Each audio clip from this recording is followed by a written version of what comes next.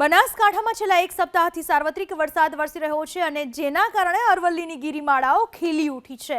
દાંતા અને અમીરગઢના વિસ્તારોમાં પહાડોમાંથી ઝરણાઓ વહેતા થયા છે, જેના કારણે અનેક લોકો નહાવાની પણ મજા માણી રહ્યા છે।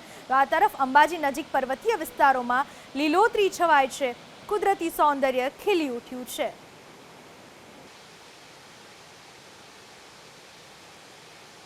અંબાજીની આ જે ગિરિમાળા છે, અરવલ્લી ડુંગરાઓની અંદર તમે જોઈ શકો છો। 2 દિવસથી સતત વરસાદ પડવાથી તમામ જે નદી નાળાની અંદર પાણી આવક શરૂઆત થઈ છે, તેને લઈને અત્યારે જે અંબાજીની જે અરવલ્લી ડુંગરાઓ પર્વત છે, એ આખા ડુંગરા તમને જોઈ શકો છો કે આખા જે ડુંગરાઓ છે એ લીલી હરિયાળી ચાદર પથરાય તેવા દ્રશ્યો જોવા મળ્યા છે।